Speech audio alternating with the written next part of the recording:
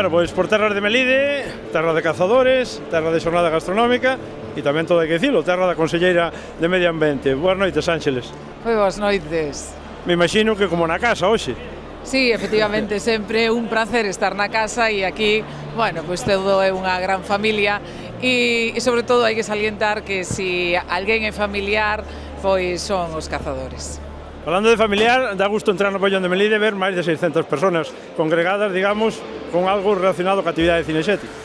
Pois sí, a ver, son estes momentos de placidez onde están todos os veciños xuntos, moitos deles comparten afición e se non son parellas de quen comparten esa afición e hai que manter vivo pois o interior, non? O interior galego e unha maneira de facelo é a través dun eido deportivo como pode ser a caza.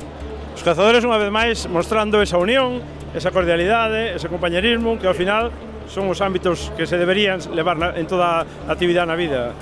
É así, por un lado sabedes que sodes necesarios, necesitámosvos no territorio, máis que lle pese a algúns, non? Que teñen o non por sistema, pero ben é certo que se non fose polos cazadores, bueno, pois que sería de nós, non?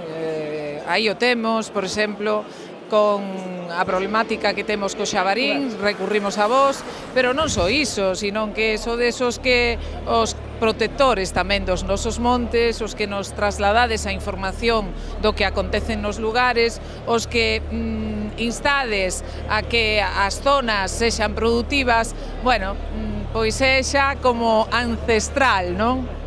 Falando de ancestral e de que, digamos, é algo palpable, visible, por que crees que sigue tendo, entre comillas, tan mala imaxe social a actividade cinexética, Ángeles? Bueno, pois eu non creo que teña mala imaxe. É certo que, bueno, pois hai persoas que son anticaza e eu digo que a caza é un valor no territorio. É un valor no territorio porque son necesarios os cazadores e a partir de aí vos necesitades un respeto como necesita o resto da sociedade. E despois, cando hai problemas, é certo que sempre chamamos a portas, a unhas mesmas portas.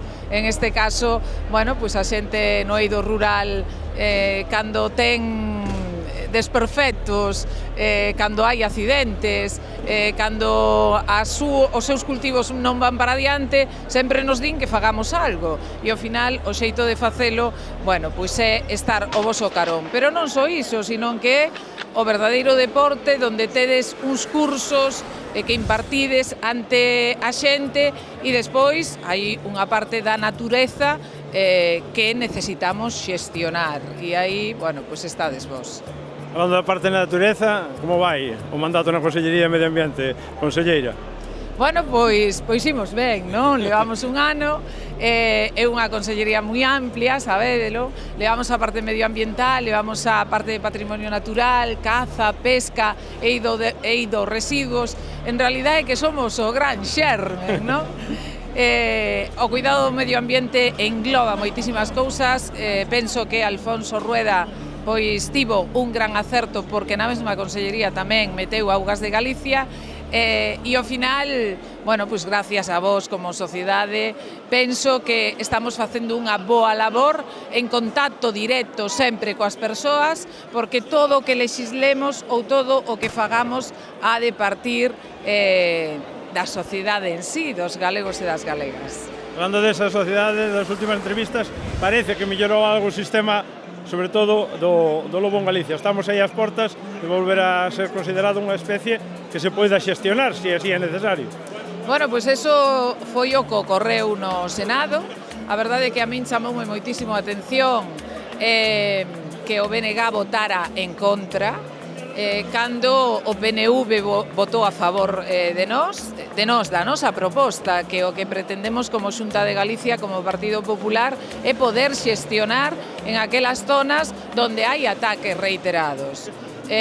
Pois temos o PNV a favor, Junts a favor, Esquerra e Bildu paradoxicamente abstéñense e o BNG vota en contra.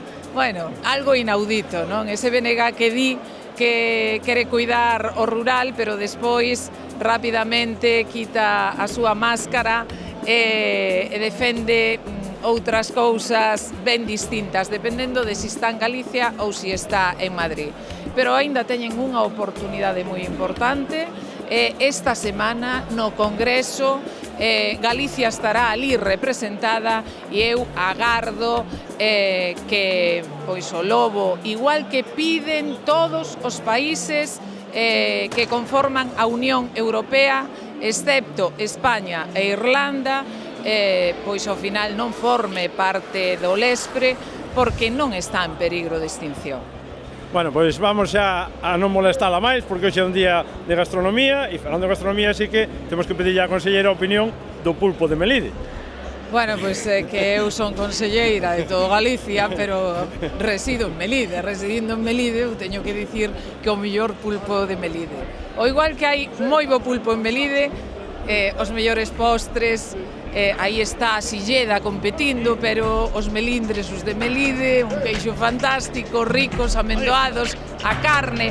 Bueno, vamos a ver, isto é o interior de Galicia, este é o rural galego, e o que aquí hai podemos exportalo tamén ao resto de Galicia.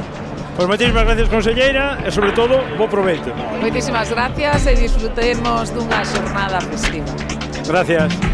De calor.